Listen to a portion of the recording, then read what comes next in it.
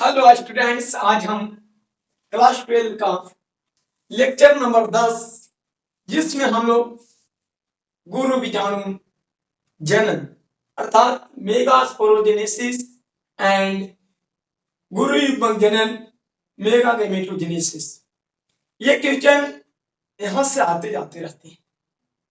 कोई भी boards exam हो सभी में ये क्वेश्चन शॉर्ट टाइप्स क्वेश्चन पूछे जाते हैं और यहाँ से ऑब्जेक्टिव क्वेश्चन भी बनते हैं।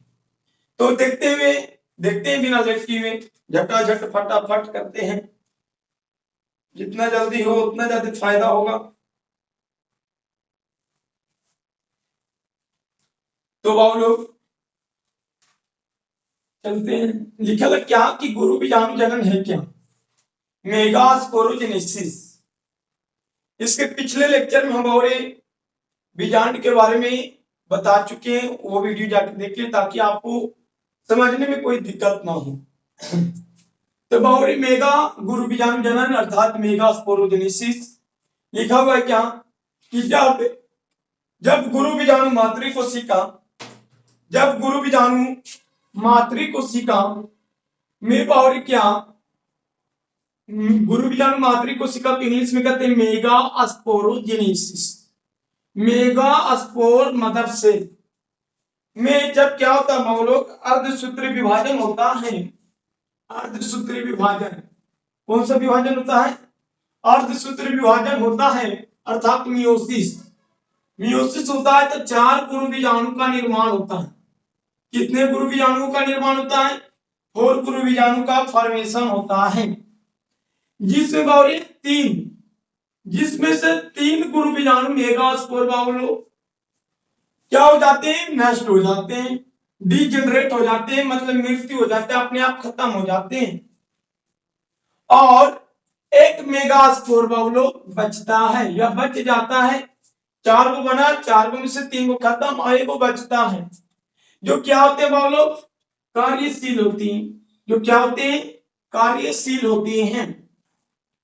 जो क्या होते हैं? कार्यशील होते हैं, एक्टिव होते हैं। तो बाबू लोग आपको तो ऐसा समझ में नहीं आया होगा कि सर जब गुरु बीजाणु मातृ कोशिका मेगास्पोर मदर सेल में अर्धसूत्री विभाजन होता है अर्थात मियोसिस होता है तो 4 गुरु बीजाणुओं मेगास्पोर का फॉर्मेशन होता है। 4 में से 3 मेगास्पोर खत्म हो जाते हैं, अब एक ही मेगास्पोर बच पाते हैं, बचते हैं। इस प्रोसेस को हम लोग गुरु बीजाणु जनन कहते हैं। सर अपना लैंग्वेज थोड़ा सा तोड़ के बताइए। जनन माने होता है जन्म देना, जन्म माने होता है जनन माने होता है जन्म देना। तो किसका सचिव गुरु बीजाणुओं को जन्म देना है क्या कहलाता है? गुरु बीजाणु जनन कहलाएगा। गुरु बीजाणुओं का मेगास्पोरों का फॉर्मेशन करना, मेगास्पोर का फॉर्मेशन करना वो लोग मेगास्पोरोजेनेसिस कहलाएगा। तो लिखा हुआ है कि जब गुरु बीजाणु मातृ कोशिका में अर्धसूत्री विभाजन होता है तो 4 गुरु बीजाणुओं का क्या होता है? फॉर्मेशन होता है। कहेंगे बाबू लोग कि गुरु बीजाणु कितने बने? 4 बने सर जी। 4 गुरु बीजाणु तो बने, लेकिन जिसमें से 3 गुरु बीजाणु क्या हो जाते हैं? मृत्यु हो जाती है। 3 गुरु बीजाणु क्या हो जाते हैं? ना अपने आप नष्ट हो जाते हैं और एक ही गुरु बीजाणु क्या होते हैं? और बचते हैं, जो क्या होते हैं? अपने आप में कार्यशील होते हैं, काम को करते हैं। तो आपको समझ में आ गया होगा कि जब गुरु बीजाणु मात्र देखो गुरु बीजाणु बनेगा तो गुरु बीजाणु को तो माता वाला कोशिका तो होगा, तो उसी को कहते हैं गुरु बीजाणु मातृ कोशिका। गुरु बीजाणु के माता वाला कोशिका तो होगा तो उसी कहते हैं गुरु बीजाणु मातृ कोशिका। और जब इसमें अर्धसूत्री विभाजन होता है, कौन सा विभाजन बोलो? अर्धसूत्री अर्थात मियोसिस होता है। तो कितने गुरु बीजाणु को फॉर्मेशन होता है? 4 गुरु बीजाणुओं का क्या होता है बोलो? फॉर्मेशन होता है, जिनमें से 4 को बना लेते हैं, उसमें से 3 मेगास्पोर क्या हो जाते हैं? अपने आप में नष्ट हो जाते हैं। क्या हो जाते हैं? नष्ट हो जाते हैं, खत्म हो जाते हैं और एक ही मेगास्पोर गुरु बीजाणु बचता है, जो और क्या होते हैं? अपने आप में कार्यशील होती है, एक्टिव होती है। तो इस प्रोसेस को हम लोग मेगास्पोरोजेनेसिस कहते हैं। माने गुरु बीजाणु के बनने की क्रिया को, फॉर्मेशन को, प्रक्रिया को क्या कहते हैं? मेगागैमेटो आदि मेगास्पोरोजेनेसिस कहते हैं। लेकिन बाबू लिखा हुआ गुरु युग्मक जनन क्या है सर जी? गुरु युग्मक जनन को कहते हैं मेगागैमेटोजेनेसिस। मेगागैमेटोजेनेसिस कहते हैं। क्या कहते हैं? मेगागैमेटोजेनेसिस। तो सर यहाँ पे लिखा हुआ क्या कि यहाँ पे गुरु बीजाणु बना था, लेकिन इसमें गैमेट बन रहा है। मेगा से क्या बन रहा है बोलो? गैमेट। और जेनेसिस माने जन्म देना। जैसे यहाँ लिखा हुआ था जेनेसिस शब्द, पिछला लेक्चर से देखा हुआ लघु बीजाणु जनन सर, तो माइक्रोस्पोरोजेनेसिस, तो ये सब आसान है, एकदम सेम टू अबाउट माइक्रोस्पोरोजेनेसिस। तो उसमें लघु बीजाणुओं का फॉर्मेशन होता था, तो इसमें गुरु बीजाणु का फॉर्मेशन हो रहा था। उसमें अर्धसूत्री हुआ था, इसमें भी अर्धसूत्री विभाजन हुआ था। बहुत जो हम लोग लघु बीजाणु जनन है माइक्रोस्पोरोजेनेसिस पढ़े थे, तो उसमें हम दिखाए थे क्या कि जब माइक्रो मदर सेल भी माने लघु बीजाणु मातृ कोशिका में मियोसिस होता है, अर्धसूत्री होता है, तो उसमें भी 4 लघु बीजाणु बनते थे, 4 माइक्रोस्पोर बनते थे। तो एकदम सेम टू यहाँ पर लिखा हुआ बाउरी कि जब गुरु बीजाणु मातृ कोशिका में अर्धसूत्री विभाजन होता है, तो बाउरी 4 गुरु बीजाणुओं का क्या होता है? फॉर्मेशन होता है। अजीब से 3 मेगास्पोर क्या हो जाते हैं? खत्म हो जाते हैं, और एक ही मेगास्पोर क्या होते हैं? बचते हैं, जो क्या होते हैं? अपने आप में कार्यशील होते हैं। अब आगे लिखा हुआ है कि बाउरे गुरु युग्मक जन है क्या?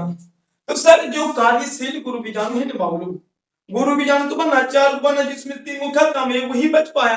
तो जो बच पाया वही वाला गुरु बीजाणु देखो लिखा हुआ बाउलू कि जब गुरु बीजाणु माने माइक्रोस्पोर में कितने बार बाउलू याद रखना? 3 बार। कितने बार? 3 बार। जब बाउलू समसूत्री बाउलू जब 3 बार समसूत्री विभाजन होता है, माइटोसिस होता है। क्या होता है? माइटोसिस होता है। तो किसका फॉर्मेशन कर पाता है बाउरी? एम्ब्रियोसाइट का फॉर्मेशन होता है। किसका फॉर्मेशन होता है? एम्ब्रियोसाइट का भ्रूण कोश का निर्माण होता है। तो बाउलू ध्यान से कि सर ये गुरु बीजाणु मातृ कोशिका देखो लिखा है बाउरी फंक्शनल मेगास्पोर क्रियाशील गुरु बीजाणु, एवं क्रियाशील गुरु बीजाणु। जब इसमें पहली बार समसूत्री विभाजन हुआ, माइटोसिस हुआ, तो दो को क्या बने बाउरी? दो को इसके अंदर क्या बने पाए? केंद्रक बन पाए, न्यूक्लियस बन पाता है। ये कोई बाउलू ये क्या? एक गुरु बीजाणु है, मेगास्पोर है, जो क्रियाशील है, फंक्शनली माने एक्टिव काम कर सकता। तो जो काम करेगा उसमें एक ही केंद्रक है। इसके अंदर कितने केंद्रक हैं? एक ही केंद्रक पाए जाते हैं। अच्छा, इससे पहली बार समसूत्री विभाजन होता है, कितने बार लोग पहली बार जब समसूत्री विभाजन होता है, तो इसके अंदर एक केंद्रक से कितने केंद्रक बन जाते हैं? 2 केंद्रक बन जाते हैं। कितने केंद्रक बन गए? 2। अब देखना कि जब इसमें दूसरा बार पहली बार बात एक केंद्रक बटा था, 2 बन गया, जो किनारे में चल गया। ये बाउरी जो देखो आगे हम बताए थे कि जब गुरु बीजाणु मातृ कोशिका मेगास्पोर मदर सेल में अर्धसूत्री विभाजन होता है, अर्थात मियोसिस होता है, तो कितने गुरु बीजाणु का निर्माण होता है? 4 मेगास्पोर का फॉर्मेशन होता है, जेकरा से 3 को खत्म हो जाते हैं, अपने आप मर जाते हैं, लेकिन बाउरी एक ही बच पाते हैं। तो बाउरी एक ही मेगास्पोर बचते हैं, जो क्या होते हैं बाउरी? कार्यशील होते हैं, फंक्शनल होते हैं। इंग्लिश में फंक्शनल भी कर सकते हैं। लेकिन जो बचा वो कैसे गैमेट बन जाता? वो जो गुरु बीजाणु बना, वो गुरु बीजाणु बना, 4 बना, लेकिन खत्म, एक ही बच पाया। और ये वो कैसे विकसित हो जाता है? किस तरह से विकसित होता है? तो बाउरी जब एक गुरु बीजाणु बचा, मेगास्पोर बचा, तो इसमें कितने बार समसूत्री विभाजन होते? कितना आ सकता है? कितने बार होता है इसमें? 3 बार समसूत्री विभाजन होता है। कितने बार? 3 बार। तब क्या बन पाता है? एम्ब्रियोसाइट बन पाता है। कुछ बन पाता है? एम्ब्रियोसाइट मानी भ्रूण कोश का निर्माण होता है। जब गुरु बीजाणु में मेगास्पोर में 3 बार समसूत्री विभाजन होता है, तो किसका फॉर्मेशन होता है? एक भ्रूण कोश का फॉर्मेशन होता है। इस प्रक्रिया को, इस प्रोसेस को क्या कहते हैं बाउरी? मेगागैमेटोजेनेसिस कहते हैं। मेगागैमेटोजेनेसिस का क्या कहते हैं बाउलो? मेगागैमेटोजेनेसिस कहते हैं। देखो लिखा हुआ है कि जब ये गुरु बीजाणु है, क्रियाशील गुरु बीजाणु है, ठीक है, ये क्रियाशील गुरु बीजाणु है, फंक्शनली मेगास्पोर है, इसमें एक ही केंद्रक पाए जाते हैं इसके अंदर। और जब इसके अंदर एक ही केंद्रक पाए जाते हैं, तो पहली बार डिवीजन होता है। पहली बार जब माइटोसिस होता है, तो एक केंद्रक बट के 2 केंद्रक बन गए। कितने केंद्रक बन गए? 2 केंद्रक बन गए। अब बताओ कि जब एकरा में दूसरा का बाद डिवीजन हुआ, तो ये को बांटेगा तो 2 को बना, एक से कितने बना?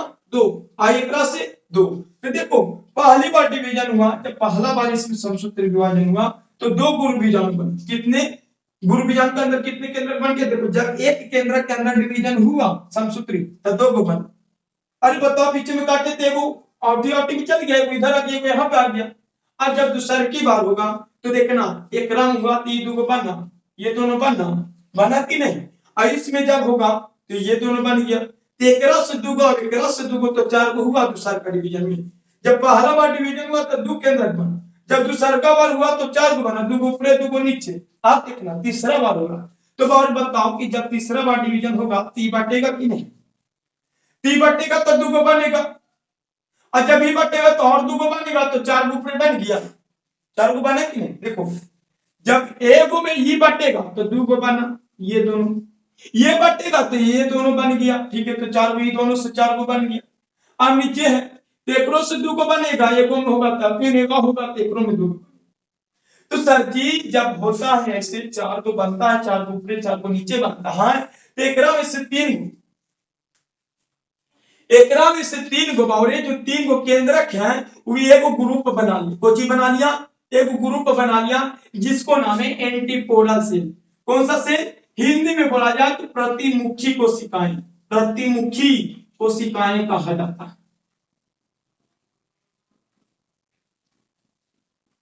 कहा जाता है बाबू लोग प्रतिमुखी कोशिकाएं। देखो फिर से समझ लो बाबू लोग कि जब गुरु बीजाणु जनन से क्या होता है, गुरु बीजाणु जनन में जब गुरु बीजाणु मातृ कोशिकाओं, गुरु बीजाणु के मातृ कोशिकाओं के मदद से उसमें अर्धसूत्री जब होता है तो 4 गुरु बीजाणु बनते हैं, 4 को मेगास्पोर बनते हैं, और उसमें से 3 खत्म हो जाते हैं, अब एक ही बच पाते हैं, और जो बचते हैं उसी में 3 बार क्या हुआ बाबू लोग? समसूत्री विभाजन हुआ। क्या हुआ? समसूत्री का कोची बन गया भ्रूण कोश का निर्माण। इस प्रक्रिया को, इस प्रोसेस को क्या कहते हैं? मेगा गैमेटोजेनेसिस कहते हैं। जैसे हम लोग परागकण को बाउरी मेल गैमेटोफाइट कहते थे, नर युग्मकोबीज कहते थे, उसी प्रकार हम लोग बाउल लोग भ्रूण कोश को फीमेल गैमेटोफाइट कहते हैं। फीमेल गैमेटोफाइट, भ्रूण कोश अर्थात एम्ब्रियोसाइट को फीमेल गैमेटोफाइट कहा जाता है। जिस तरह से हम लोग बाउरी पॉलिन ग्रेन को मेल गैमेटोफाइट अर्थात परागकण को नर युग्मकोबीज कहते थे, उसी प्रकार बाउरे हम लोग भ्रूण कोश को अर्थात एम्ब्रियोसाइट को फीमेल गैमेटोफाइट अर्थात मादा युग्मकोबीज कहते हैं। यहां से 1 नंबर आपको बन सकता है बाबू। तो समझना जो क्रियाशील गुरु बीजाणु है उसके अंदर कितने केंद्रक है? एक ही केंद्रक है। वो केंद्रक में जब डिवीजन होता है तो कितने केंद्रक बन गया?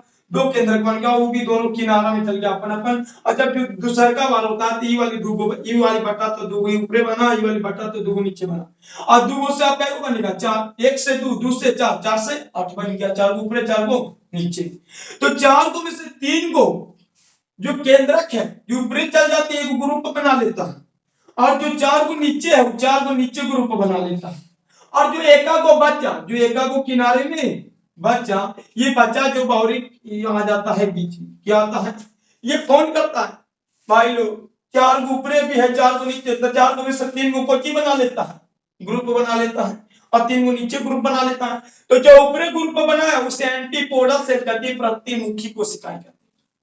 और जो नीचे बनाया उसमें से जो बड़ा वाला नजर आ रहा है बीच में उसे एक सेल कहते हैं, अंड कोशिका कहते हैं। एक सेल को हिंदी में कहते हैं अंड कोशिका कहते हैं।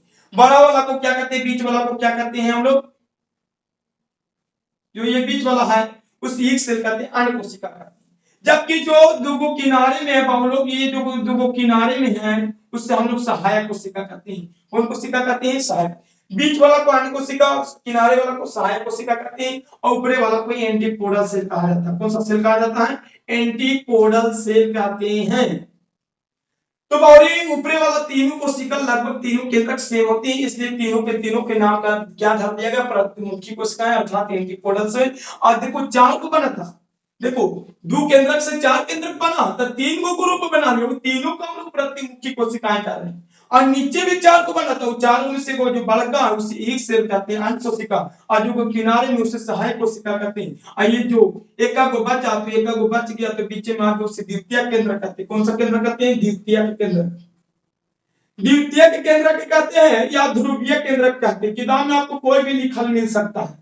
द्वितीयक केंद्र को सेकेंडरी न्यूक्लियस कहते हैं, अगर हिंदी में लिखा रहे ध्रुवीय केंद्र को पोलर न्यूक्लियाई कहते हैं। ताकि ध्रुव की जो एका कोशिका तो बच गया था, तो ध्रुवीय वाला ने एका को आया बीच में लोग तो 2 गो बना रे। देखो कोशिका कहेगा, देखो क्वेश्चन बहुत ज्यादा पूछता, भ्रूण कोश में एम्ब्रियो सैक में कितने कोशिका कहे? कोशिका कहे तो मारना 7 आंसर, कोशिका कहे तो मारना कितना आंसर? 7। अगर सेल कहे, सेल कितने हैं बाबू? तो 7। अगर न्यूक्लियस, न्यूक्लियाई कितना है? तो 8 बाबू। देखो केंद्रक इसके अंदर कितना? तो 2 गो से 4 गो बना था, 2 गो से 4 गो तो टोटल 8 गो हो गया। 3 गो ऊपर 3 गो नीचे 2 गो बीच में, 3 गो ऊपर ग्रुप बनाया जिसे एंटीपोडल सेल कहता है, 3 गो नीचे जिसे बाहर क्या बिचलैला पीक सेल कहता है, 2 किनारे वाला को सहायक कोशिका कहते हैं और बीच वाला को द्वितीयक केंद्र कहता है अर्थात सेकेंडरी न्यूक्लियस कहते हैं। दिखा आपको समझ में आ गया होगा। ये बाहरी भ्रूण कोष बन गया, कोची बन गया। इसके अंदर 7 के वो कोशिका है, 3 गो ऊपरी कोशिका, 3 गो नीचे कोशिका और एक ही को बीच में है। लेकिन एकरा में कितने केंद्रक? 2 केंद्रक। कोशिका एक वो है, ध्यान से, कोशिका एक वो है, उसका नाम ही द्वितीयक केंद्रक और इसी के अंदर 2 केंद्रक है, ध्रुवीय केंद्रक 2। दिखा तो ऐड करके लिख लेना, स्क्रीनशॉट ले लो बहुत लोग, ताकि आपको लिखने में कोई दिक्कत ना हो। तो एक बार रिपीटिंग कर देते हैं। सर गुरु बीजाणु जनन अर्थात मेगास्पोरोजेनेसिस, गुरु बीजाणु जनन वही होता है कि गुरु बीजाणु का बनना। तो सर गुरु बीजाणु बनेगा कैसे? जब उसमें मातृ कोशिका होगा, माता की कोशिका होगा, तब ने बापू मदर वाला सेल होगा, तब नहीं। तो निकल ले जब गुरु बीजाणु मातृ कोशिका में अर्धसूत्री विभाजन, कौन सा विभाजन होता है? अर्धसूत्री, जिसे इंग्लिश में कहते हैं मियोसिस। तो 4 गुरु बीजाणुओं का मेगास्पोर का फॉर्मेशन होता है, जिनमें से 3 मेगास्पोर क्या हो जाते हैं और नष्ट हो जाते हैं। क्या हो जाते हैं? नष्ट। और एक ही मेगा 4 गो में से 3 गो खत्म, एक ही गो क्या बच पाता है, जो क्या होता है? बॉडी कार्यशील होता है। अब देखो गुरु युग्मक जनन क्या है? Mega gametogenesis. तो और लिखा है जब गुरु बीजाणु में जो एक बचा था क्रियाशील वाला की जो फंक्शनली है, जब ओकरा में 3 बार समसूत्री विभाजन हुआ, पहिलका बार हुआ तो 2 गो केंद्रक बना, दूसरका बार हुआ तो 4 गो, तीसरका बार हुआ तो 8 केंद्रक बन गया। कितना केंद्रक? तो 8 केंद्रक बना। कोशिका कितना? तो 7। कोशिका कहे तो 7, कोशिका कहे तो 7, कोशिका कहे तो कितना मान लो? 7। कोशिका आपको कहेगा तो 7 मानना, केंद्र कहेगा तो 8 मानना। दिक्कत तो क्वेश्चन पूछ सकता कि गुरु बीजाणु जो बनते हैं कौन सा विभाजन से? अर्धसूत्री। लेकिन बाबू जो युग्मक बना मादा, देखो भ्रूणकोश को बारे मादा युग्मक को भी कहते हैं, फीमेल गैमेटो, लिख लेना बाबू, ये वाला क्वेश्चन आता है। गैमेटोफाइट कहा जाता है। फाइट माने होता है मादा युग्मको भीद, मादा युग्मको भीद भी कहते हैं। दिक्कत तो आपको क्लियर हो चुका होगा। तो और लोग क्लियर हुआ? हमको विश्वास है कि हम आपको बहुत बेहतर तरीका से समझा चुके हैं। तो इससे पर एक शायरी निकलता बाबू, शायरी कहता क्या है कि बाबू लोग कहता क्या शायरी बोला, क्या कहता है कि अगर भरोसा, यदि भरोसा तुम्हें यदि भगवान पर है, यदि भरोसा तुम्हें यदि भगवान पर है, तो तुम्हें वही चीज मिल सकता है जो तुम्हारे तकदीर में लिखा गया है। यदि तुम्हें भरोसा यदि भगवान पर है, ईश्वर पर है, तो बावरे तुझे वही मिल सकता है जो तुम्हारे तकदीर में लिखा हुआ है। लेकिन यदि भरोसा यदि तुम पर हो, अपने आप पर हो, यदि भरोसा अपने आप पर हो तुम्हें, तो बावरे भगवान हमें वही लिखेगा तकदीर में, हमारी तकदीर में भगवान वही लिखेगा जो हम चाहें। तो देखो मेहनत एक ऐसा चीज है जो भगवान को भी रंगत को बदल देती है। तो बावरे यदि भरोसा यदि तुम्हें भगवान पर है, ईश्वर पर है, तो तुम्हारी तकदीर में जो लिखा गया है वही चीज पा सकते हो तुम। लेकिन यदि और बेहतर तरीका से जो चीज पाना चाहते हो तुम, तो भरोसा अपने आप पे रखने पड़ेगा, खुद पे रखने पड़ेगा भरोसा, और उसके पीछे मेहनत करना पड़ेगा, तभी बावरी भगवान आपके तकदीर में लिख देगा। मानो उनको आईएएस बनना है तो आईएएस के पीछे मेहनत करेंगे तो भगवान अपने आप वहां पे कलम चला देंगे, क्या बेचारा मेहनत किया तो ये आईएएस बन जाए। तो एमबीबीएस डॉक्टर बनना चाहते हो तो एमबीबीएस का डॉक्टर बन जाओ, लेकिन जो मेहनत करोगे तब नहीं। तो मेहनत के पीछे भगवान भी फिदा है बाबू। तो जय हिंद जय भारत।